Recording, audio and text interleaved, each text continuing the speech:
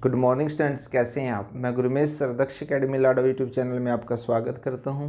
बच्चों, आज की क्लास के अंदर हम मार्केट प्राइस और कॉस्ट प्राइस यानी कि अंकित मूल्य और क्रय मूल्य के जो आपस में रिलेशन है उसके रिगार्डिंग कंसेप्ट क्लियर करेंगे। इससे पहले बच्चों हम मार्केट प्राइस और सेलिंग प्राइस के बारे में पहले पढ़ चुके हैं।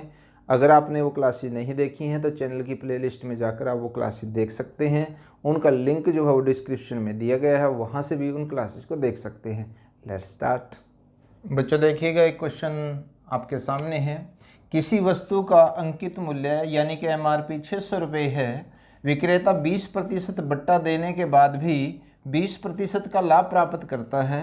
वस्तु का क्रय मूल्य या फिर लागत मूल्य, जिसको हम कॉस्ट प्राइस CP बोलते हैं, ज्ञात कीजिए।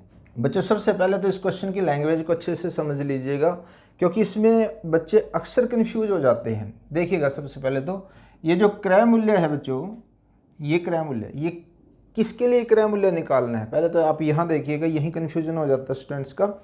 ये जो क्रय मूल्य होगा बच्चों, ये उस विक्रेता का क्रय मूल्य है, यानी कि इस विक्रेता ने कितने में उस सामान को खरीदा था, ना कि कस्टमर का क्रय मूल्य। याद रखिएगा, हमने कंसेप्ट आपको कराया था कि जो MRP होती है उस पर डिस्काउंट देने के बाद ये जो SP आता है, ध्यान से देख लीजिएगा, MRP पे डिस्काउंट देने के बाद जो ये SP आता है, ये दुकानदार के लिए तो SP होता है, लेकिन ये कस्टमर के लिए CP होता है। लेकिन इस क्वेश्चन में आपसे पूछा गया है कि जो दुकानदार ने उस चीज़ को कितने में खरीदा था। ओके, यानी कि आपको ये फाइंड आउट करना है। तो यहाँ से इनकी रिलेशंस पे आज हम आगे कंसेप्ट को करेंगे। पहले आप इस कंसेप्ट को अच्छे से क्लियर कर लीजिएगा। हमें यहाँ पे ग्राहक का CP नहीं निकालना बच्चों, हमें यहाँ पे निकालना है बच्चों दुकानदार का। ओके, तो थोड़ा सा इस चीज़ का कंसेप्ट को अच्छे से क्लियर कर लीजिएगा, तभी आप आगे क्वेश्चंस कर पाओगे। इनकी रिलेशंस पहले मैं एक कंसेप्ट से आपको बता दूं, एक फॉर्मूले से मैं आपको बता दूं, उसके बाद हम क्वेश्चंस को with in second find out करेंगे। ओके, चलिए देखते हैं। बच्चों देखिएगा, ये कंसेप्ट मैं आपको पहले करा चुका हूँ। MRP का जो रिलेशन है वो डिस्काउंट के साथ होता है, और जो कॉस्ट प्राइस का रिलेशन है बच्चों वो प्रॉफिट एंड लॉस के साथ होता है। ये हम प्रॉफिट एंड लॉस में इस फॉर्मूले को समझ चुके थे। अब इन दोनों की रिलेशन देखिएगा। MRP पे डिस्काउंट देने के बाद जो शॉपकीपर जितने में सामान बेचता है वो कस्टमर का CP होता है, यानी कि कॉस्ट प्राइस होता है। अब यहाँ पे आपसे पूछा गया है जो दुकानदार का CP है वो कितना होगा। तो इसका मतलब क्या, दुकानदार ने जितने में उसको खरीदा है उस पर जो भी लाभ या प्रॉफिट कमाएगा वो इस पे कमाएगा, और यहाँ से हम इस SP को निकालेंगे और यहाँ से भी SP आता है। तो इसका मतलब क्या बच्चों, इन दोनों की रिलेशन जो है वो हम इस क्वेश्चन में यूज करेंगे, और अक्सर बच्चे यही कंफ्यूज हो जाते हैं। तो इसकी रिलेशन देखिएगा कैसे होगा। यहाँ पे बच्चों आपको MRP दिया हुआ है 600 रुपये। ओके, पहले मैं कंसेप्ट समझा दूँ अच्छे से, फिर हम इस स्टेप को बीच में से स्किप कर देंगे। 100 माइनस में डिस्काउंट कितना बच्चों, देखिएगा 20% डिस्काउंट दिया गया है। ओके, बाय में क्या आएगा बच्चों, 100 आएगा, इक्वल टू, क्लियर है, ये हमें निकालना है क्रय मूल्य। तो इसका मतलब क्या है, यहाँ पे हम CP लिखेंगे और इनटू में 100। अब प्रॉफिट देखिएगा बच्चों कितना है इस पर, 20% है, तो आप यहाँ प्लस कर देंगे और बाय में 100 आ जाएगा। ओके, क्योंकि इधर भी 100 है और इधर भी 100 है, तो आप इस 100 को यहाँ से कैंसिल कर सकते हैं। अब आपने क्या करना आगे बच्चों, देखिएगा 600 इनटू में 80 आएगा। यहाँ पे देखिएगा इसका क्या बनता है बच्चों, यहाँ से 100 प्लस में 20 का 120 बनता है। तो बाय में क्या आ जाएगा बच्चों, 120 आ जाएगा, और इक्वल टू किसके होगा बच्चों, इस CP के होगा। तो उसके बाद हम इसको कैंसिल कर देते हैं यहाँ से। तो यहाँ से जब आप इसको मल्टीप्लाई करते हो तो बच्चों कितना आता है, 400 रुपीज़ आएगा। यानी कि दुकानदार ने वो सामान 400 रुपीज़ में परचेज किया था और उस पर 20% प्रॉफिट कमाया उसने, क्योंकि MRP 600 रुपये था, 20% डिस्काउंट भी दिया, तो 20% उसके बावजूद भी उसने प्रॉफिट कमाया 400 रुपये की चीज़ पे। तो यहाँ पे ध्यान ये रखना बच्चों कि हमें CP दुकानदार के लिए निकालना है। ओके, आई थिंक क्लियर हो गया होगा। अब देखिएगा, इस स्टेप को हम बीच में से बच्चों स्किप करेंगे। ये हमारे एक बार समझ में आ गया, तो 100 से तो 100 यहाँ से कैंसिल हो जाएगा। अब ध्यान से समझ लीजिएगा जो मैं आपको समझा रहा हूँ। MRP की रिलेशन बच्चों डिस्काउंट के साथ है और CP की रिलेशन प्रॉफिट के साथ है। तो यहाँ से बच्चों हम यहाँ पे डायरेक्ट इस चीज़ को लिखेंगे। देखिएगा, जो दे रखा है, जैसे हमें यहाँ पे दिया हुआ है बच्चों MRP और उसके साथ है 20% डिस्काउंट, तो ये जाएगा आपका न्यूमरेटर में और जो फाइंड आउट करना है उसके साथ जिसकी रिलेशन है वो जाएगा बच्चों बाय में। बस इतना ध्यान रख लीजिएगा यहाँ से। तो हम डायरेक्ट 600 डिस्काउंट माइनस करेंगे तो 80 आ जाएगा हमारे पास, और 120 जो है वो 20 प्लस करने के बाद है उसको हम बाय में लेंगे तो हमारा CP डायरेक्ट आ जाएगा। अभी एक क्वेश्चन हम इसमें और लेते हैं, उससे और अच्छे से क्लियर हो जाएगा। देखिएगा ये क्वेश्चन नंबर 2 देखिएगा बच्चों। एक घड़ी का अंकित मूल्य 1200 रुपये है, विक्रेता 10% बट्टा देने के बाद 8% का लाभ प्राप्त करता है। घड़ी का क्रय मूल्य, लागत मूल्य या फिर CP ज्ञात करना हमें। अब थोड़ा सा हम इसको डायरेक्ट करेंगे बच्चों, कंसेप्ट हम समझ चुके हैं। सबसे पहले तो MRP और डिस्काउंट की रिलेशन देखिएगा, एक स्टेप लिखेंगे, फिर इस स्टेप के बाद इसको भी हम नेक्स्ट क्वेश्चन में स्किप कर देंगे। तो डिस्काउंट कितना बच्चों 10% है तो कितना आएगा 90 आएगा, इक्वल टू CP हमें फाइंड आउट करना है। तो CP के साथ रिलेशन किसकी है बच्चों, प्रॉफिट की है। अगर लॉस होगा तो माइनस हो जाएगा यहाँ पे, तो ये कितना आएगा बच्चों 108। अब समझ में आ जाएगा आपको डायरेक्ट हम इसको कैसे करेंगे। देखिए CP फाइंड आउट करना है तो इसका मतलब जो ये 108 है वो आपका यहाँ पे जाएगा। अब देखिए बच्चों आपने कैंसिल करना है इसको, कितना ईजी हो जाता है यहाँ से आपके पास ये। ओके, तो यहाँ पे 100 आ जाएगा, 9 से कैंसिल करोगे तो 10 आएगा। तो इसका मतलब जो उस घड़ी की कीमत आई बच्चों वो आई 1000 रुपये। ओके, तो यहाँ पे आप देख रहे होंगे बहुत सिंपल हो जाता है, एक बार कंसेप्ट आपको क्लियर हो जाए। देखिए बच्चों नेक्स्ट क्वेश्चन हम लेते हैं कि एक फर्नीचर का अंकित मूल्य कितना है। ओके, जिसकी लागत 1740 रुपये, उस पर 13% छूट देने के बाद भी 15% का लाभ हो। अब देखिए हमें क्या निकालना बच्चों, MRP फाइंड आउट करना है। तो हम यहाँ पे पहले एक रिलेशन तैयार करेंगे MRP। ओके, अब डिस्काउंट कितना दिया गया बच्चों 13% है, तो 100 में से 13 को जब आप माइनस करते हो तो ये आता बच्चों 87। ओके, और बाय में 100 लिखने की ज़रूरत नहीं क्योंकि 100 से 100 कैंसिल हो जाएगा। अब हम डायरेक्ट की तरफ बढ़ेंगे।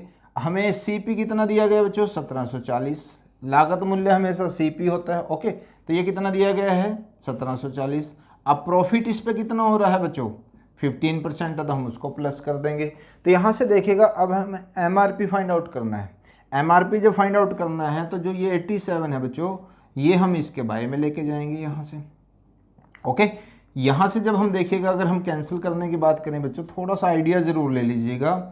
8 2 जो कितने होते हैं बच्चों 16 होते हैं। तो अगर हम इस नंबर को 2 से मल्टीप्लाई तो ये 174 आ जाता है हमारे पास।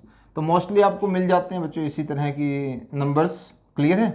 तो बच्चों जब हम इसको मल्टीप्लाई करेंगे तो यहाँ से क्या आएगा बच्चों हमारे पास 2300 रुपीज़, यानी कि ये हमारे पास जो फर्नीचर है उसका MRP आया। तो इसका मतलब देखिएगा अब कितना इजी होता चला जा रहा है।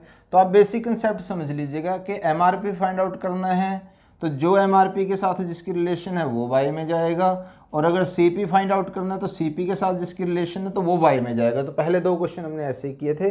ओके, चलिए क्वेश्चन और डिस्कस करते हैं। नेक्स्ट क्वेश्चन बच्चों लेते हैं, उस सोफ़ा सेट का अंकित मूल्य कितना है जिसकी लागत 3320 रुपये और उस पर 17% की छूट और देने पर भी 21% का लाभ होता है। तो इसका मतलब क्या बच्चों हमें MRP फाइंड आउट करनी है। ओके, तो CP के साथ जिसकी रिलेशन है वो तो आपके पास यहाँ पे न्यूमरेटर में रहेगा। इसका मतलब क्या बच्चों यहाँ पे 3320 और इनटू में क्योंकि यहाँ प्रॉफिट है तो क्या आएगा बच्चों 121 आ जाएगा, 121 हो जाएगा। अब छूट देखिएगा कितनी है 17% है, तो 100 में से माइनस करोगे तो कितना आएगा बच्चों 83 आ जाएगा। अब यहाँ देखिएगा 332 है, यहाँ पे 83 है। थोड़ा सा हम आइडिया लेते हैं। यहाँ पे जब इसको कैंसिल आउट करते हो तो बच्चों ये सीधा ही 4 पे कैंसिल आउट हो जाएगा, 0 साथ में। तो इसका मतलब क्या है, इसको मल्टीप्लाई करो तो यहाँ से बच्चों आपके पास आता है 4840 रुपीज़। देखिए डायरेक्ट क्वेश्चन कितनी आसानी से निकलने स्टार्ट हो गई है। तो एक बार कंसेप्ट को अच्छे से बिल्ड कर लीजिएगा, बहुत ईजी हो जाता है। ओके, ये क्वेश्चन बच्चों हम और लेते हैं, ध्यान से समझिएगा ज़रा इसको। एक वस्तु का अंकित मूल्य 200 रुपये है।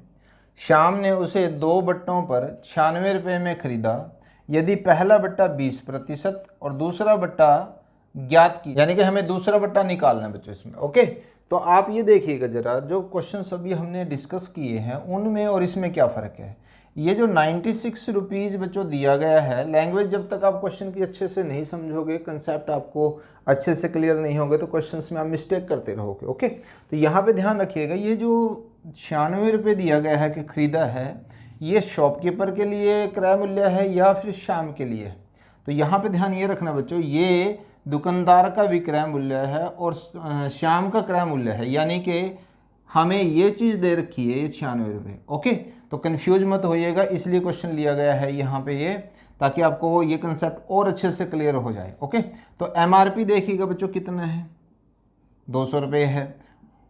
डिस्काउंट ये है बच्चों हमारे पास, तो इसका मतलब पहला डिस्काउंट तो हमारे पास आ जाएगा 100 माइनस में 20, और दूसरा जो डिस्काउंट होगा बच्चों वो 100 माइनस में x हम ले लेते हैं।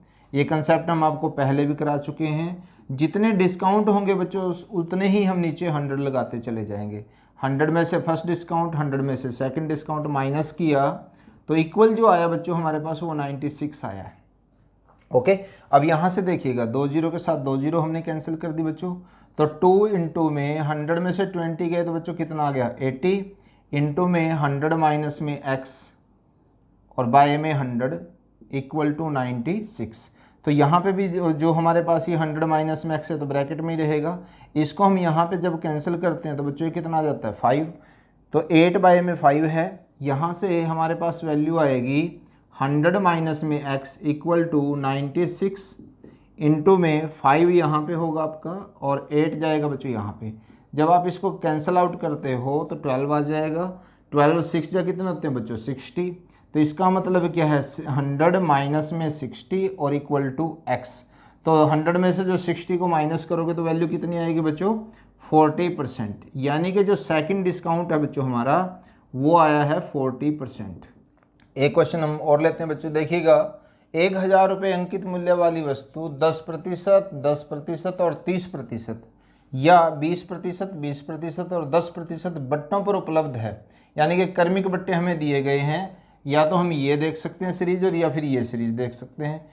लाभदायक बट्टे पर वस्तु खरीदने पर कितने रुपए की बचत होगी। अब पहले तो आप इसकी स्टेटमेंट को समझ लीजिएगा। एक दुकानदार 2 ऑफर करता है, एक ये है, ये सीरीज है और एक ये सीरीज है, तो इन दोनों में से कौन सा लाभदायक बट्टा रहेगा, ओके, कस्टमर के लिए कौन से बट्टे पे खरीदने पे बेनिफिट होगा। तो सबसे पहले तो हम इस फॉर्मूले को यूज करते हैं। देखिएगा 100 रुपीज़ है, पहला डिस्काउंट कितना बच्चों 10% है, तो इसका मतलब क्या आएगा 90 बाय में 100 आता है। जैसे जैसे आपकी प्रैक्टिस बढ़ जाएगी तो 9 बाय 10 कर सकते हो आप इसको। दूसरा जो बट्टा वो भी 10% का, तो इसका मतलब 90 बाय में 100 आएगा बच्चों। तीसरा जो बट्टा है वो 30% है, तो इसका मतलब 70, यानी कि 100 में से 30 माइनस करेंगे और बाय में आएगा बच्चों आपके पास 100। तो यहाँ से देख रहे हैं हम इन कैंसिल करेंगे, 2 जीरो के साथ 2 जीरो कैंसिल, और इस तरह से जब हम इन सभी को कैंसिल कर देंगे तो 9 को 9 से मल्टीप्लाई करेंगे तो 81 आएगा, और 81 को बच्चों 7 से मल्टीप्लाई करते हैं तो ये बनेगा बच्चों आपके पास 567। क्लियर है बच्चों यहाँ तक पॉइंट। इसी तरह से अब हम दूसरी सीरीज में देखते हैं। तो दूसरी सीरीज में बच्चों क्या आएगा हमारे पास, देखिएगा 1000 इंटू में 20% डिस्काउंट है, तो इसका मतलब क्या आएगा बच्चों 80 बाय में 100। दूसरा भी 20% है, वो भी क्या आएगा बच्चों आपके पास 80 बाय में 100। और इसी तरह से जो तीसरा डिस्काउंट है बच्चों वो है 10%, तो इसका मतलब आएगा बच्चों 90 बाय में 100।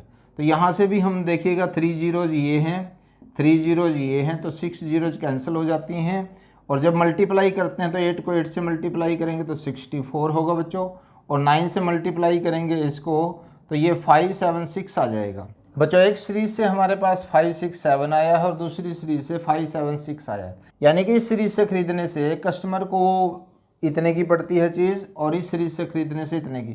तो बचत की अगर हम बात करें बच्चों, तो कस्टमर इसको लेता है तो बचत होगी उसकी, और बचत कितनी आएगी बच्चों यहाँ पे, इसमें से हम इसको माइनस कर देते हैं और ये वैल्यू आएगी बच्चों 9 रुपीज़। ओके, यानी कि अगर कस्टमर इस सीरीज पे खरीदता है सामान तो उसको 9 रुपये की बचत होगी। मुझे उम्मीद है बच्चों आज की क्लास आपको बहुत अच्छी लगी होगी, सभी कंसेप्ट अच्छे से क्लियर हुए होंगे। ओके, वीडियो को लाइक शेयर कमेंट करना मत भूलिएगा, और अगर आप चैनल पर नए हैं तो सब्सक्राइब करना मत भूलिएगा। Thanks for watching.